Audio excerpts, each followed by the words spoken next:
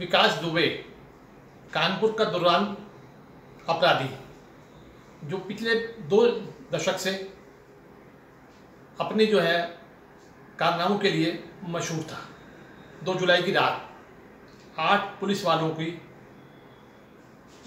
हत्या करने में उसके गैंग और उसके गुर्गे शामिल थे और रात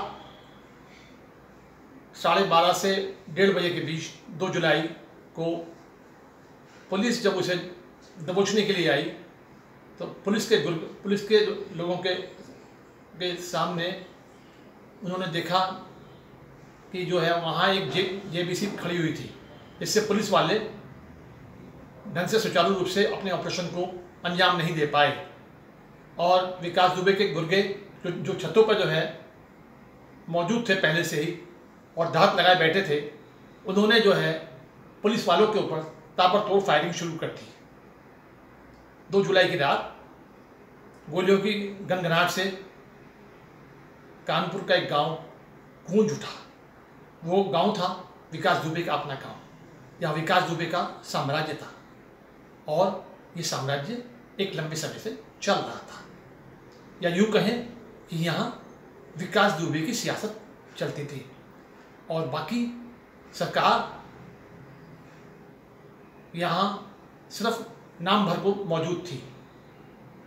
विकास दुबे उस रात अपने गुर्गों के साथ पुलिस वालों को ताबड़तोड़ गोलियों का निशाना बना रहा था। पुलिस वालों को विकास दुबे की इस पहले से तैयारी का गुमान नहीं था। इस मुठभेड़ के बारे में ये भी जो है कहा जाता है कि कहीं से पुलिस वालों ने ही मुठभेड़ जो विकास दुबे को जो है छापा मारने की जो यहाँ विकास दुबे के यहाँ जो पुलिस वालों की दबिश की थी, ये कार्रवाई पुलिस कैंप से ही कहीं से लीक हुई थी। इसका फायदा उठाकर विकास दुबे ने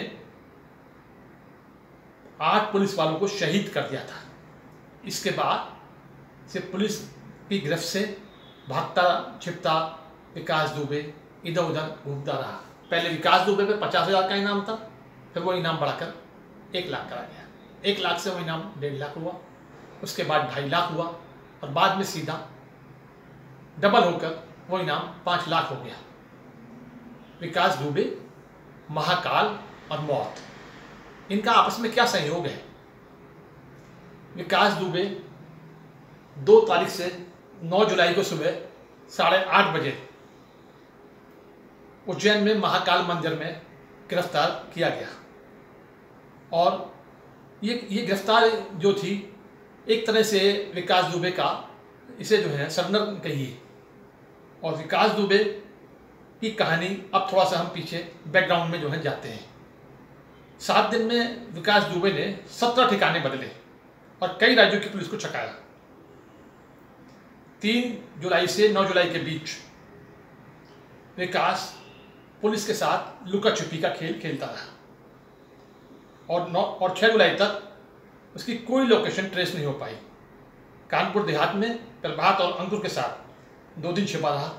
वहाँ से वह एक वैन से दिल्ली गया और बीच में नाकाबंदी के कारण नोएडा में जिस गाड़ी से गया था वैन से, उस वैन को छोड़कर पब्लिक ट्रांसपोर्ट से फरीदाबाद गया।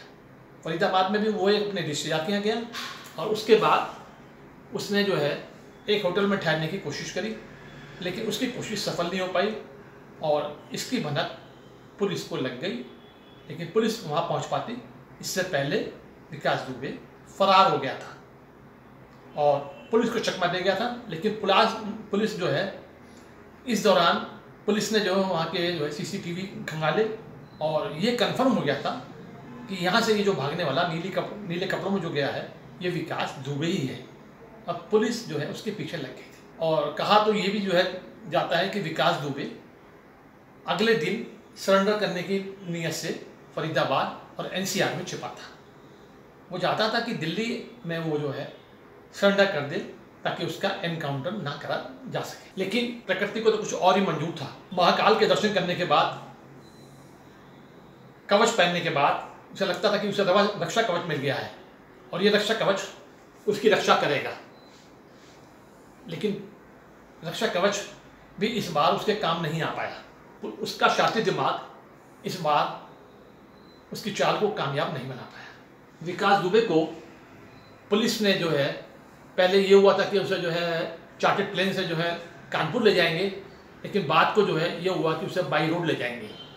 बाई रोड जो है जब 6:30 बजे 7 बजे के आसपास पुलिस जो है विकास दुबे को जो है ले जा रही थी, तो जो है विकास दुबे जो है बृहस्पतिवार की शाम विकास दुबे को बाई रोड उज्जैन से कानपुर लाने की प्लानिंग शुरू हो गई और विकास दुबे को उज्जैन से कानपुर लाने के लिए विकास दुबे को उज्जैन से कानपुर के लिए एसटीएफ और यूपी पुलिस ने एमपी पुलिस से अपनी कस्टडी में ले लिया और उसके बाद रात को 7 बजे के बाद यूपी पुलिस और एसटीएफ की मुस्तैद नाकाबंदी के साथ गाड़ियों का काफिला उज्जैन से कानपुर के लिए चल निकला।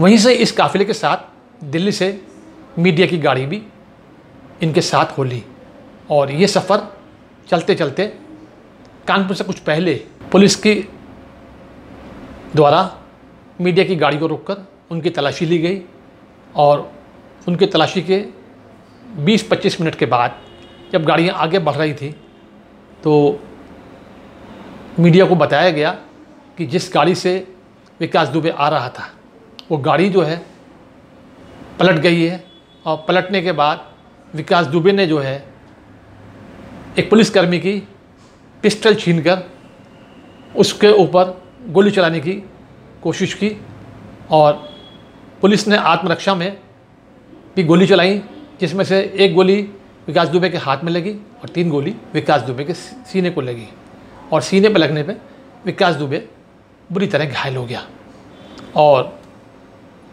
एसटीएफ और पुलिस उसे लेकर कानपुर के हॉस्पिटल हैलेट में पहुंच गई और वहां उसका डॉक्टरी परीक्षण होने लगा।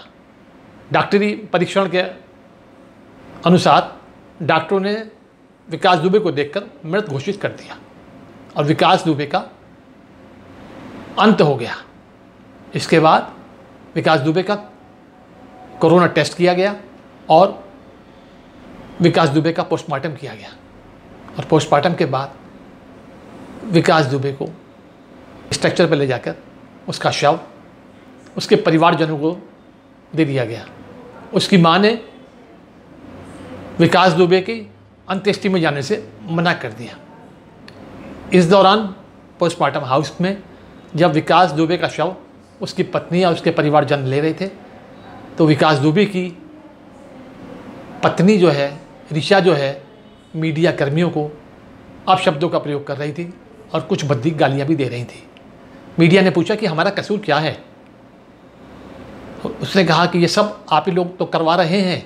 उन्होंने कहा हम क्यों करवा रहे हैं, हम तो आपका पक्ष जानना चाह रहे हैं। उसने कुछ भी बोलने से इनकार किया और ये कहा कि मैं सबको देख लूँगी और इसी के साथ मीडिया जो है मीडिया ने कहा कि हम आपका पक्ष भी जानना चाहते हैं और हमें जो सरकारी पक्ष मिल रहा है उसी के अनुसार हम लोग इसको विकास दुबे के बारे में दिखाया जा रहा है।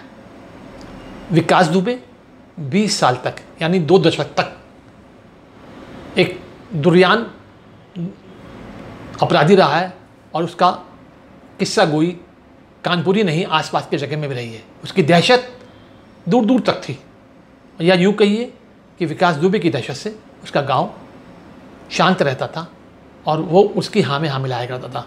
लेकिन अब विकास दुबे का अंत हो गया है और विकास दुबे के शव को उसकी पत्नी और उसके परिवारजनों ने देर शाम यानी 10 जुलाई को देर शाम भैरव घाट कानपुर में उसका दाह संस्कार कर दिया और इसी के साथ विकास दुबे का अध्याय समाप्त हो गया।